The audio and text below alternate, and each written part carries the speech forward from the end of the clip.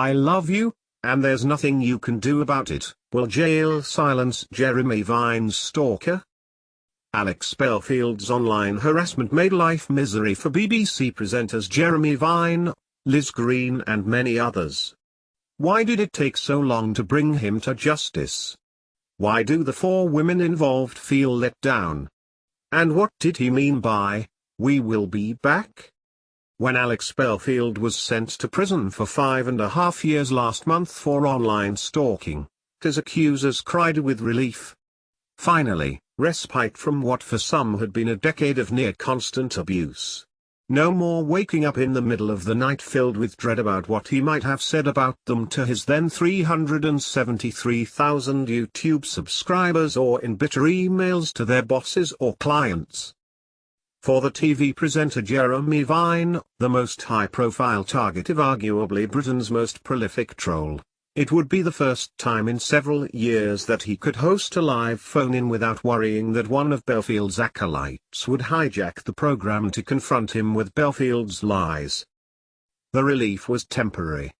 Within hours, a video appeared on Belfield's secret video channel, accessible to anyone willing to pay him £1 a week.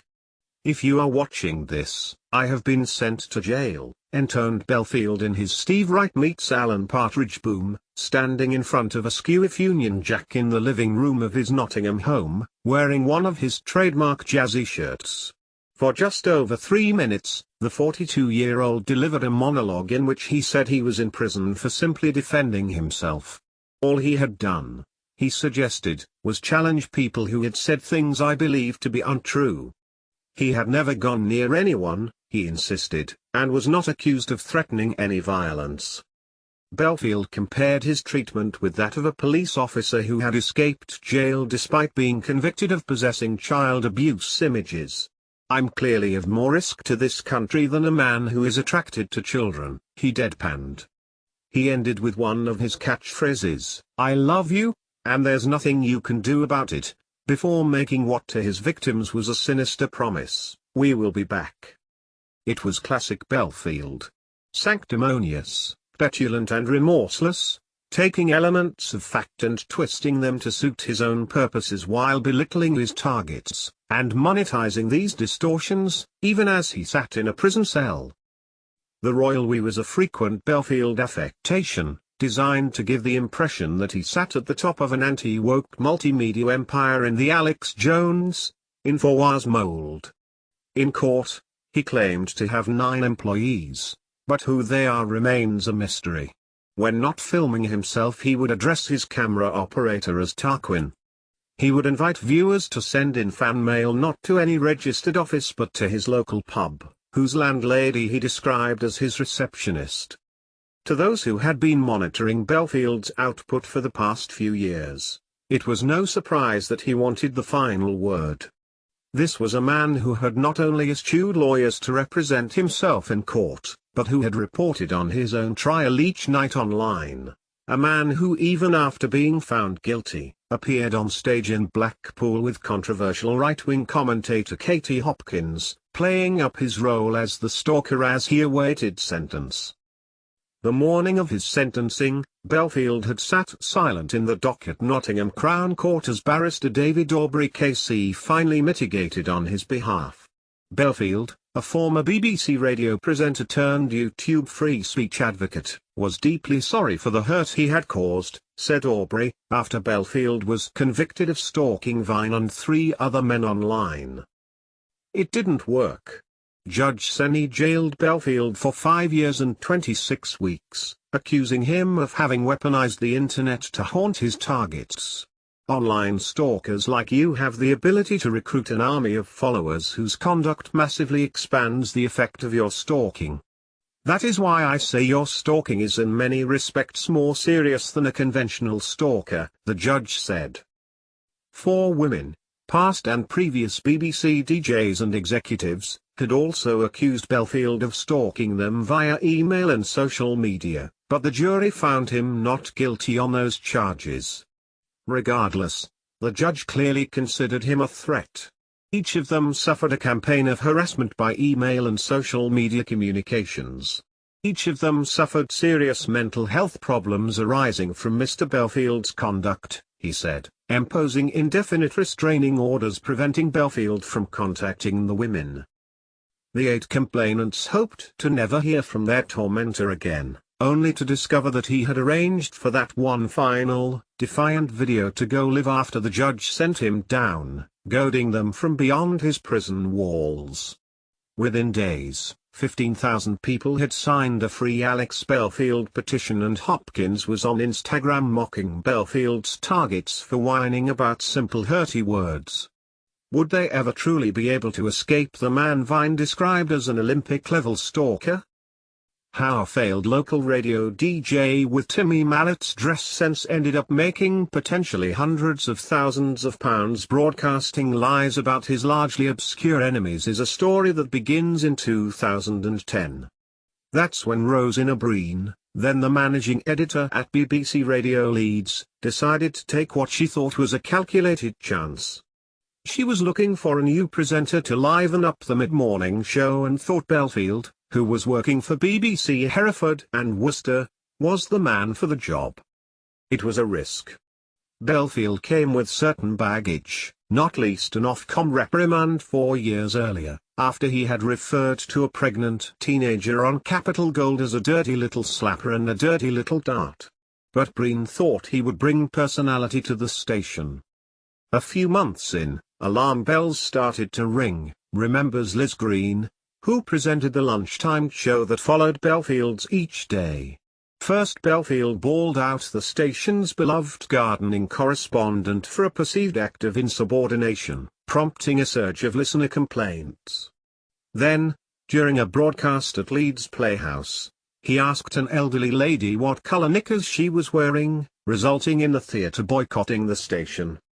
One day, Green says she found a talented young producer crying in the toilets after being shouted at by Belfield. Green was having none of it. I went up to him and I said, "You are a grade A wanker." She stands by that description, but came to regret making an enemy of someone who turned out to be a Herculean grudge holder. 10 months into the job, Belfield pushed his luck too far in an innuendo-laden chat with the station's weather presenter, in which he suggested he had been masturbating over her. Despite later coming out as a member of the LGBT community when defending himself against allegations of homophobia in his trial, Belfield attempted to project an image of rampant heterosexuality for much of his life, with frequent references to breasticles and the current or future Mrs. Belfield. Breen sacked him on the spot, but agreed to honor the last 2 months of his contract. Soon she terminated it altogether, after he tweeted something that suggested, albeit in veiled terms, that Green should be sent to Auschwitz, after his rival presenter fronted a highly praised documentary about the concentration camp. Then began a 10-year campaign of harassment against both Breen and Green, as well as Helen Thomas, Breen's line manager, who was head of regional and local programming for Yorkshire. Another BBC radio presenter, a transgender woman called Stephanie Hurst, became Belfield's next target after refusing him an interview after her transition. She suffered years of what the judge described as transphobic and hateful comments, motivated in part at least by feelings of jealousy as to her success when his own career within the BBC had foundered. One of the BBC targets was Bernie Keith, a veteran presenter at BBC Radio Northampton who was once Belfield's friend. Apparently jealous that Keith's BBC career carried on while his own was stymied, Belfield set about trying to ruin Keith's life using his usual weapons of YouTube, Twitter and emails. It was a 9-year obsession, which saw him make what the judge described as the false and scandalous accusation that Keith regularly had sex in public on gay beaches with strangers. The effect on Keith's life was profound. He told the jury he was seconds away from killing himself. Sentencing Belfield, the judge said he had made this highly successful and confident radio presenter lose all joy in life and turned him into a shell. He was terrified of you. So scared was Keith that he gave neighbors a copy of Belfield's photograph, in case he decided to take his campaign of harassment offline. Keith tried in vain to get YouTube to remove all of the libelous videos, even turning up at the social network's HQ to beg it in person. Belfield's final BBC target was Vine, who made the mistake of responding after learning that Belfield had called him and fellow broadcaster Victoria Derbyshire cunts online. He soon made it to the top of Belfield's hit list, featuring regularly as a hate figure in his videos and social media posts. Giving evidence in court, Vine said, "I have in the past had a physical stalker who followed me. That is a picnic compared to this guy. It's like an avalanche of hatred that you get hit by." Vine didn't think he had ever even met Belfield, but another former BBC radio presenter, James Hazel, remembers Vine delivering a masterclass to local BBC presenters in 2010. Belfield clearly resented being there, recalls Hazel. He was sulking and had a face like thunder. He hated being told how to improve by Jeremy, and that's where I think it all started. Hazel is one of numerous others who now say Belfield trolled them.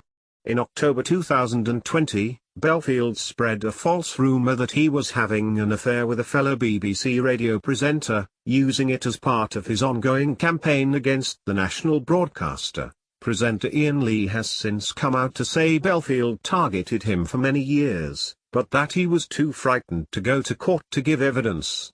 Some believe he relied on others as media monitors and had sources within the BBC itself. He seems to know everything discussed on each of their radio shows every day, along with a number of internal matters. After being sacked from BBC Radio Leeds, Belfield had to move back to live with his mother in Nottinghamshire and found it difficult to get regular radio work. He started his own online show, Celebrity Radio, bagging interviews with famous people in return for advertising plugs, and tried to sell himself as a theatre and restaurant reviewer. He soon made enemies in the theatre world, says a director who started monitoring his online activities a few years ago, and who wishes to remain anonymous. Belfield became known across theatres as someone who would throw a tantrum if he didn't get the press tickets he wanted. He would harass some theatre companies, to the extent that his email address was blocked, and front-of-house staff were warned about him. Belfield had a complicated relationship with the entertainment industry, the director believes. He loved and hated show business, and if he couldn't be you, he'd have you, and be part of you, another way. If that way was via abuse, then that was certainly effective in being part of your story. He hated the thing he loved, or hated other people having success within it. The final two victims who went to court and testified against Belfield were both from the theatre world. Neither had ever met him. Ben Hughes is a videographer who works in the theatre and wedding industries, and Philip Dehoney was a rival theatre blogger. Both had come to the defense of others under attack by Belfield. Belfield soon became obsessed with ruining Hughes's professional and personal life. He took photos of Hughes's wife and young child from social media and included them in his videos, even using a picture of a fetal scan showing Hughes's unborn baby as part of his relentless email campaign of harassment. He also contacted Hughes's clients to undermine his business and encouraged his followers to join in with the abuse. Dehoney ended up the subject of numerous YouTube broadcasts where Belfield suggested he was mentally ill, and called him a mincer and a little twirly with an incredibly tiny man's sausage. Belfield also phoned Dehoney's mother and then threatened to broadcast the call, an outrageous and cruel act, said Saney, and effectively sought to blackmail him by revealing details of a long-spent conviction. By the time Belfield began tormenting Dehoney in 2020, he had become a successful YouTuber who could have been earning up to £528,000 a year, according to Social Blade, a website that monitors social media channels. That all stopped in February this year when YouTube suspended monetization on Belfield's Voice of Reason for violating its creator policy, after a negative article in The Times about high-earning conspiracy theorists. That prompted Belfield to set up his secret Voice of Reason channel, which streamed behind a paywall on his website. Launching it on the 1st of March this year, Belfield said he wanted to broadcast away from the toxic spectrum trolls, lefties, fartheads and mogadon moronic medicated mentalists and journalists. How many people signed up for £1 a week is unclear, though some live streams attracted barely 300 viewers. It was on that channel that he first broadcast highly partisan court reports from his own trial, later posted to YouTube and still available to view, after persuading the judge that he was a journalist and should be given the same rights as the Nottingham Post. That he was allowed to play court reporter upset many complainants, particularly as Belfield decided not to give evidence under oath. Some feel he was given too much power in his own trial. While never submitting himself to cross-examination, he was allowed to deliver a pompous closing speech deriding the case as a BBC and police witch hunt and describing himself as the known anti-BBC journalist. "I am offensive, my human right allows me to speak words that are not to everyone's taste," he told the jury. The judge did stop him from interrogating complainants, appointing David Aubrey as a proxy advocate. But when Aubrey caught COVID, Vine opted to be questioned by Belfield rather than delay a long-booked holiday, and found himself being asked about the true meaning of the word cunt. While most defendants on trial try to avoid cameras on the way into court, Belfield seemed to be doing his best to attract them, wearing an array of wacky jackets and shirts. The day he was found guilty, he was wearing a Bermuda shirt and shorts. Instead of a lawyer, he was often accompanied by James Brandon, a member of the old-school comedy duo The Grumbleweeds. Fans, largely older women, were often in the public gallery to show support. How much money Belfield made in recent years is unclear. His last company, Champagne Zippers, incorporated in December 2020, has never filed company accounts. He bought his detached house in Mapley, Nottingham, for £314,950 in October 2018, and it is mortgaged. After his first arrest, in June 2020, he started two crowdfunders to raise money to sue first the BBC and then Nottinghamshire Police. According to GoFundMe, which hosted the appeals, he raised a total of £29,446. Most of it had been withdrawn by Belfield by the time GoFundMe got around to banning him for inappropriate off-platform behavior, with the exception of £5,260, which was refunded to donors. Even after YouTube stopped him making money from his channel, Belfield was still reasonably flush. He is being sued for libel by Vine, as well as by the Nottinghamshire police detective in charge of the case against him, and when ordered to pay Vine's initial costs of £26,000 after failing to file a defence on time, paid up, in October 2021, within a few days. It was lockdown that offered Belfield an opportunity to make some proper money. Unable to work and claiming to be on £86 a week universal credit when the theatres shut, Belfield reinvented himself as a right-wing shock jock.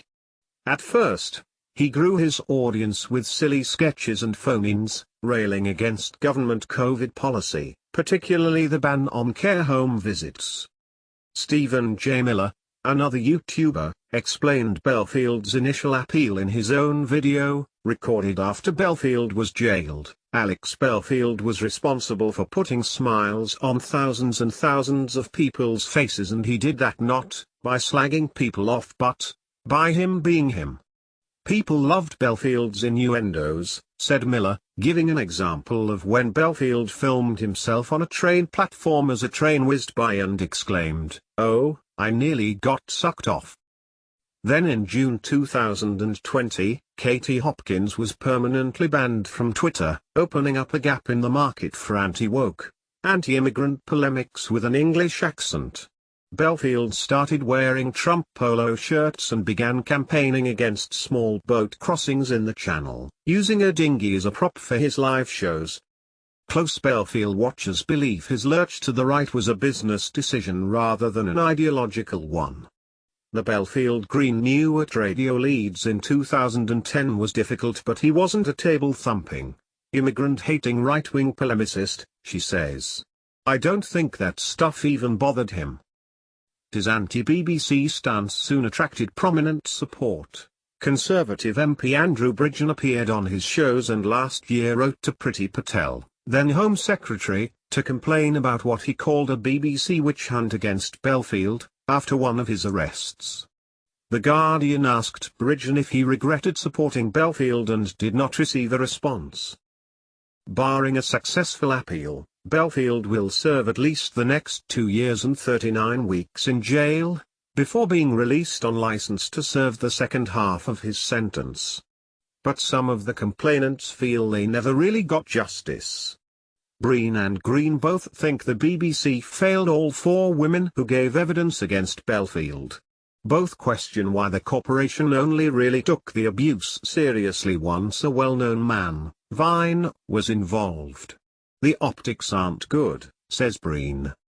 For the best part of 10 years they had been complaining about Belfield's vendetta, in which he sent hundreds, if not thousands, of emails to them and their superiors. Sometimes these emails included what the judge said were highly offensive and personal comments about their physical appearance, including sexualized comments as well as wholly false allegations that the women had bullied him. I accept the evidence that Mr. Belfield effectively followed these women by online harassment throughout their careers, said the judge. The BBC turned a blind eye to the abuse, says Green. We were not heard. Our fears and anxiety were downplayed. Helen Thomas, now director of BBC England, told the jury that she was told to man up by a BBC boss when she complained about Belfield's behaviour. Worse, in 2013, a few years into Belfield's campaign against her and Breen, the BBC's HR team chose to launch an investigation not into their harassment, but into whether they were guilty of bullying Belfield. They were exonerated. Breen says she and others flagged Belfield's behaviour repeatedly but were told just not to look at the emails, or to delete them. Though the BBC knew Belfield was spreading lies about them in public, at no point did anyone from the BBC refute the allegations, she says. Silence was the best policy in the eyes of the corporation. The fact we were asked to ignore potentially criminal evidence is an issue. The fact we were left unsupported from the acts of someone regarded as a prolific, now convicted, stalker is problematic. Nobody from the corporation has apologized for what I and the others faced for more than a decade. Very soon after Vine complained, by contrast, the BBC appointed a QC to conduct its own investigation into Belfield's behaviour, which it handed to Nottinghamshire Police. Green blames the BBC for the not guilty verdicts. The reason I believe the court didn't find him guilty on our charges, though we will never know what the jury was thinking, was because the BBC allowed it to go on for so long. I think the jury thought, oh, it can't have been that bad. She says Belfield has destroyed her mental health, and that she was so frightened that he or his followers would turn up at her house. She spent £20,000 on security measures. I live in fear and I have done for a long time, she says. We were the learning curve for Belfield. He realized what he could do and did it with impunity. We were the warm-up act.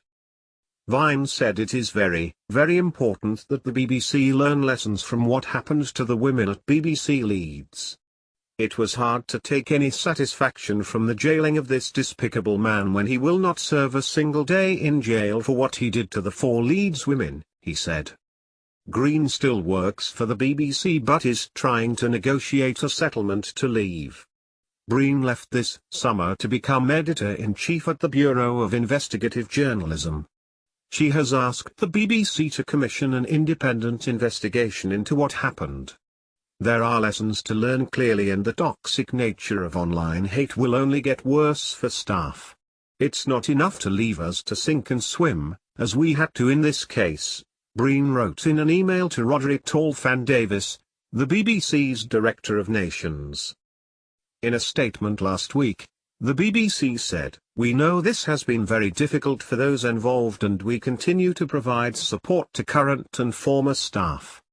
We also want to learn from this to ensure we offer the best possible support to all colleagues who may sadly experience the threat and risks of online stalking in the future." Last Friday, the 4 BBC women received an email saying the BBC had commissioned an internal review to establish what lessons can be learned from the recent criminal case. The women were told, the aim of the review is to provide recommendations to the BBC on how it can best support colleagues facing online stalking or significant social media harassment. Green says she is deeply disappointed that the BBC did not commission an independent inquiry. It could be interpreted as a reluctance to expose systemic failings and a complete failure in duty of care. Perhaps that independent review would expose those at the very top, men, who left us exposed. I can tell you now their proposed review will not claim responsibility nor say sorry. That's a word I have never heard. We 4 were left to suffer and are suffering still, she says. A few weeks after he was sent to jail, most of the 7,000-plus videos Belfield posted on YouTube are still publicly accessible.